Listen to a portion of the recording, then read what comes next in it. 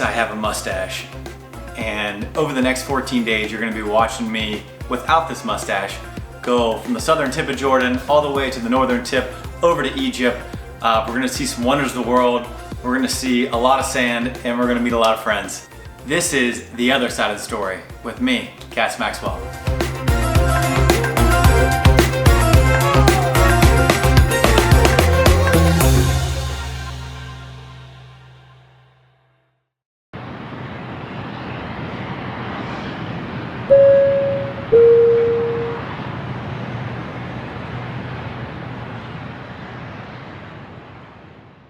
Now, if you would have asked me before this trip what I thought was in Jordan, I would have said heat, sand, hot weather. After I spent some time, I realized that some of it was still kind of true. There was still a lot of sand, but I just learned so much about the people, the culture, and just everything it has to offer, and it was amazing. My journey starts with a 3-hour flight from Istanbul to Aqaba. Most people start in Amman and then work their way down to Aqaba, but I love being different, so I started in Aqaba, working my way up through Wadi Rum to Petra, and then ending in Amman before I head over to Egypt. Aqaba's over there. It's only a matter. So I only spent like 24 hours in Aqaba, but I can tell you the beaches are beautiful. It's kind of positioned right beside Egypt, beside Israel. You have Saudi Arabia to the south, and it's kind of known as the playground of the Middle East right now. If you go to the south of Aqaba, you'll find South Beach, which is just like South Beach in Miami. There's all kinds of rich homes there, all kinds of rich people, and that's where the coral reefs are. So I grabbed some snorkel gear and some shoes from the hostel, made my way down, did a little snorkeling, and just checked out the town before my day in the desert. Check out this beautiful sunset. Let me see if I can get my head out of the way here. There it is. That's what we're looking for. Yeah, it's beautiful. Cheers. What is this alien place I'm in? Wow, it sure is hot. Did I water my houseplant before I left? All right, I've made it to Wadi Rum, Jordan. Looks a lot like Arizona, Utah, New Mexico area. But meeting up with my guide and gonna do some camel riding. I decided to get on the roof of the Jeep. So we're gonna see if we're gonna get this forehead roasted today. I'm sure we will. My mother would be proud. All those years she told me to put on my sunscreen. It finally worked, Mom. It finally worked. My 2.5-day desert journey starts with a questionable but comfortable ride on the top of a Jeep in the 100-degree sun. Wadi, translated in English, is just valley. Wadi Rum is this huge protected area in southern Jordan. 183,000 acres. They can trace human civilization back 12,000 years here. One of the most notable being the Nabateans. Safety always being at the top of the list in the desert. Jalal, our guide, made sure we made it to the first cave where he showed us inscriptions on the wall that was made by people over 1,000 years ago. This is inscriptions from Muslim people and Nabatean. From Muslim people before 1,400. Language Arabic, Allah, La ilaha illallah, mashallah. Letters Arabic, no dots. Not God but Allah, and Muhammad is his prophet. Inscriptions Nabatean. Before really setting out, we stopped by this local Bedouin tent. I bought myself a kaffieh. I originally did it, not gonna lie, I did it for the gram, but ended up being a great addition. It kept the sun off my back, and they're pretty comfortable. How do I look? Now that I was fully integrated into Jordanian society, and for a white kid from Ohio, I must say, I feel like I look pretty cool. Soon after, Jalal took us to this amazing viewpoint overlooking this massive valley in Wadi Rum.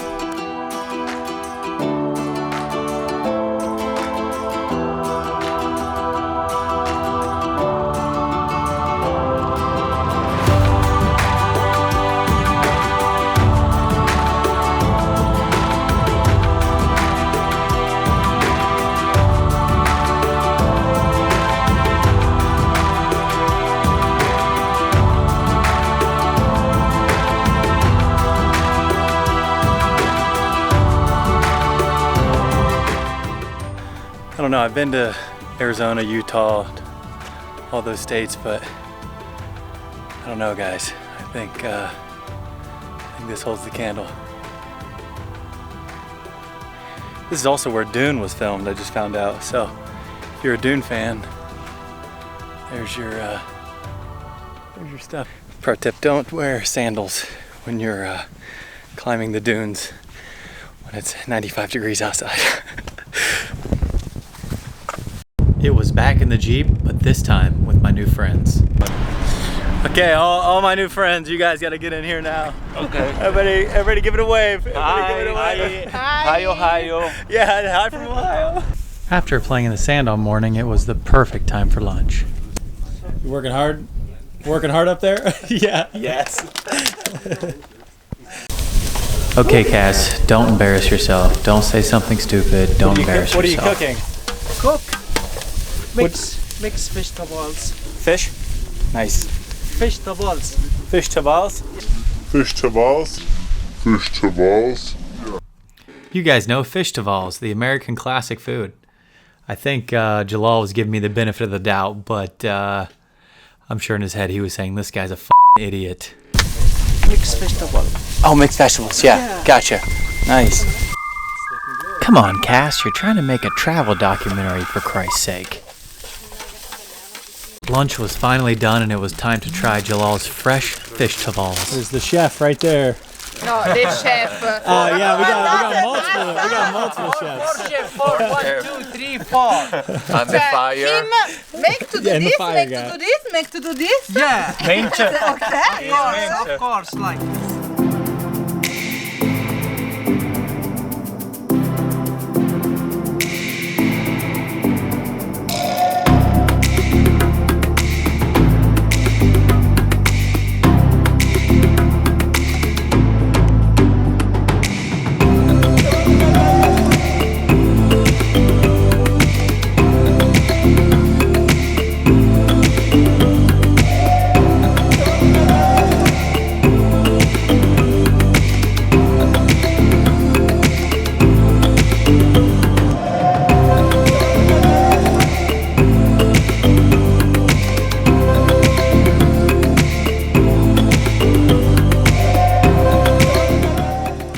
The rest of the evening was spent hiking, sandboarding, and just chilling out before we got to enjoy an authentic Bedouin dinner. Okay, my friends, good evening and welcome to our camp. Tonight we have Bedouin traditional food. A zarb. It cooked underground. A hole in the ground. Ahmed is the chef. Make fire. Put the food inside. Cover it with blanket, sand to keep it hot. Yeah, now we will get it out from inside the hole.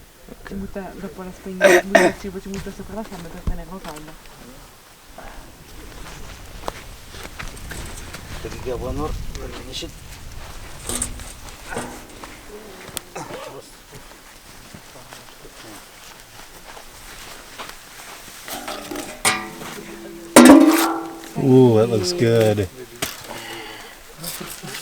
If the food is not delicious, we will put Ahmed inside. The food hit the spot, and the Bedouin music to follow set a surreal and almost eerie tone to the evening. And I don't mean eerie in a bad way. I mean it in the way that you're sitting around a fire with people from different parts of the world who you may never see again, and it just gives you this eerie feeling that this moment will only happen once in your life. And it makes you appreciate the moments you shared with everyone that day, and the fact that you're in somewhere that not a lot of people get to go and not a lot of people get to experience. And I just really appreciated that. Took a little morning hike this morning, or I guess a little morning climb. That's the view right there. Check that out. Can't hate that. Got a little canyon behind me there. Some rock formations. It's nice, man. It's really nice. Been here for about 48 hours. It's a little bit lonely, like I was talking about last night. It was all couples, no other solo travelers, so We got a day on camels and then a night under the stars. So we'll see how it goes.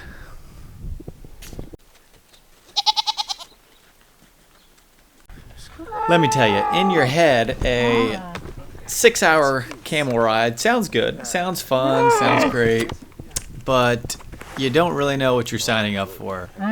If I only knew what I know right now. Camels are pretty rough riding. They will beat a man up, that's for sure. They will beat a guy up. And you're talking to a guy with zero ass, like no ass in these jeans.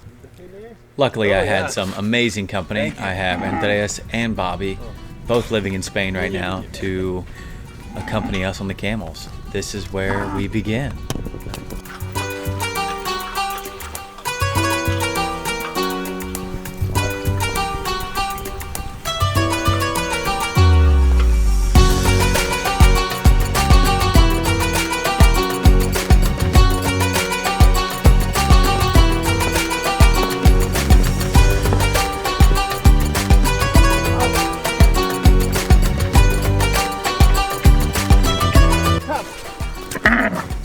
My new friend.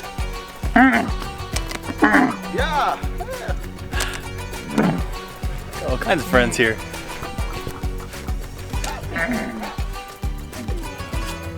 Nobody wants to be friends with me. Here you go, bud. Bet y'all have never had camel milk. I know you're thinking hot camel milk will not quench your thirst in the desert. Well, if you're thinking that, you're right. Andrea said he wants a full bottle. They say. Come. Okay. Come. And it's, of course, it's warm. Yeah, let's see. If it's cold, you can drink that. Oh my God. Espérate. Oh my God. Wow. But how I do it? Start at the top and kind of squeeze your way down. Yeah. I'm not good. Wow. Let's try camel milk. Not bad. Milk and the camelo. The last menace of Cas. First try camel milk. This is the last we saw of him in the desert after drinking cow milk. It's like a little more sour than cow milk. Do you taste that? No, sabe muy bien. Maybe that's what a little sweeter. Tonight under the stars, Cas will go crazy. I will dream the deepest dreams. Thank you. I was a little overdramatic. The camel ride was perfect. I woke up a little sore, but nonetheless, it was great. We met up with Jalal afterwards. He took us out to view one last sunset, make us food, and enjoy a night under the stars.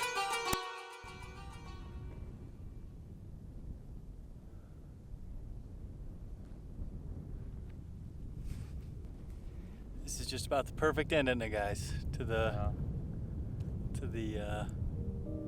perfect Wadi Rum trip.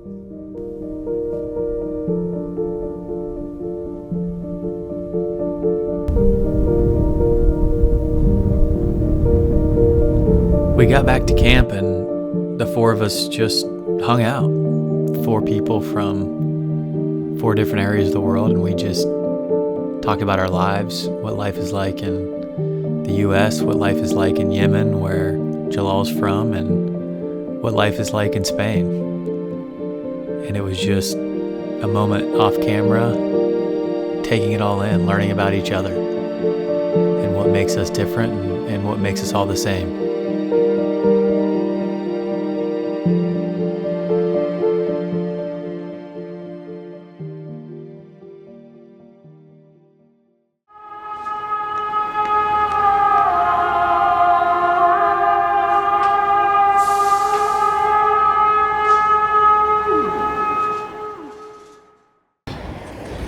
Yo, these hills, look at that.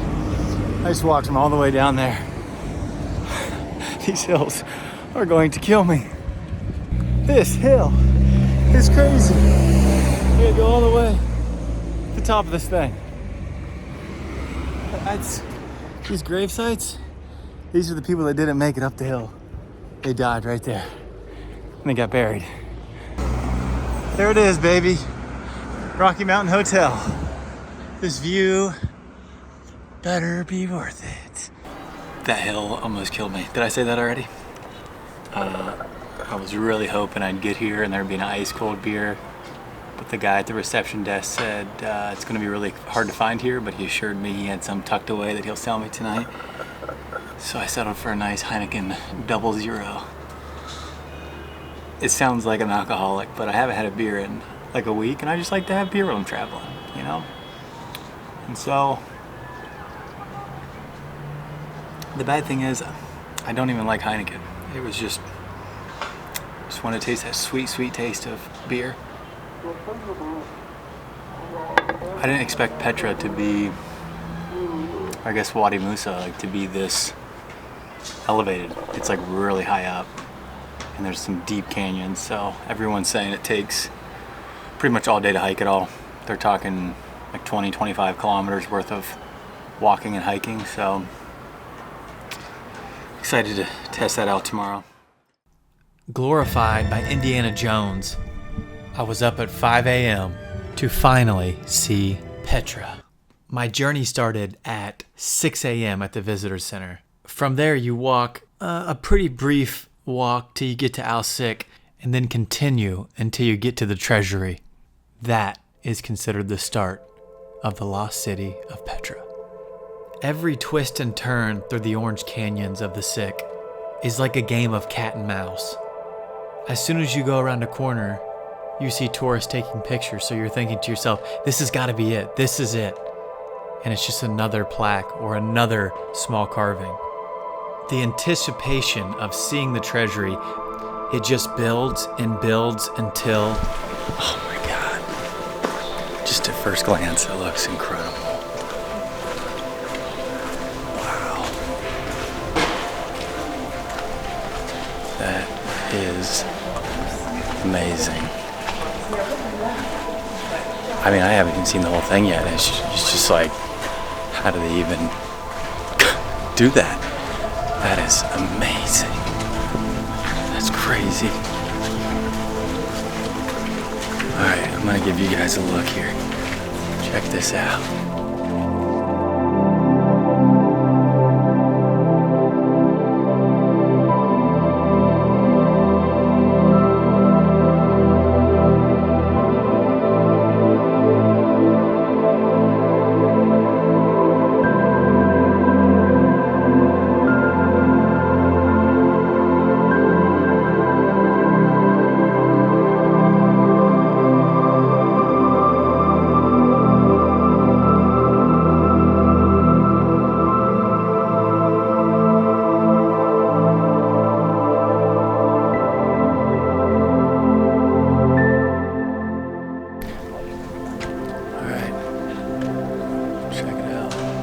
This is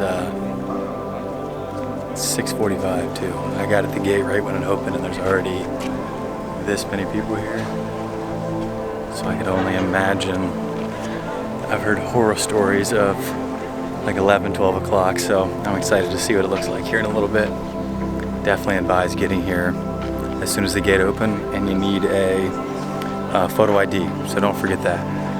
Freaked me out. I didn't have my passport, so I thought I was gonna have to go all the way back, but he let me in with my driver's license, so that's awesome.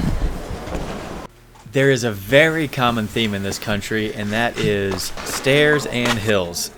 After you go through the Treasury, you can go through Petra and then take about 800 to 850 stairs, which is roughly 65 flights of stairs straight up to get to the monastery. So behind me here is the monastery. It was built in like the 1st or 2nd century AD by the Nabateans. This and every building in Petra is built right into the wall. They didn't bring in stone, they didn't build pillars. They pretty much had one shot, and that one shot was putting it right there into the side of the hill. They also dug out this whole area in front of me, I guess just to have people gather. They had ritualistic religious ceremonies here, and then they think once the Byzantines took it over, it turned more into a church. You can't deny it was worth the climb. Just like Miley Cyrus says, it's the climb. But we made it.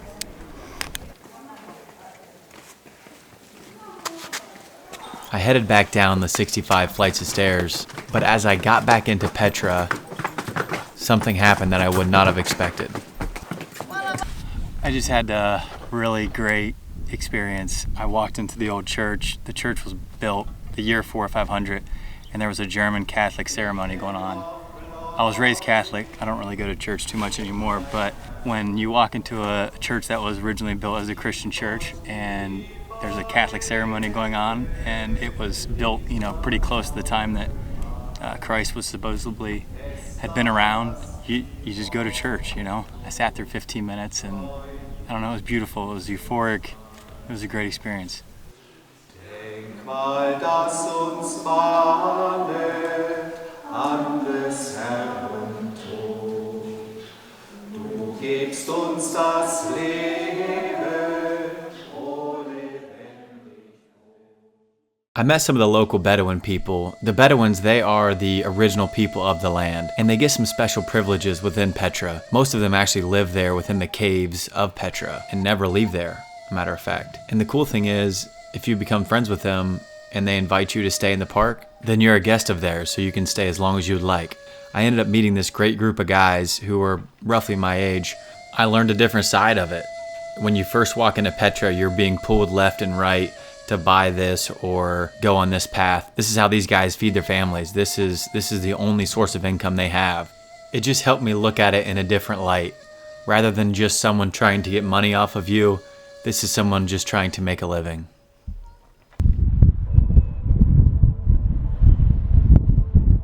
After leaving Petra, it's just hard to go anywhere else in Jordan after seeing that. But I ended my stay in Amman.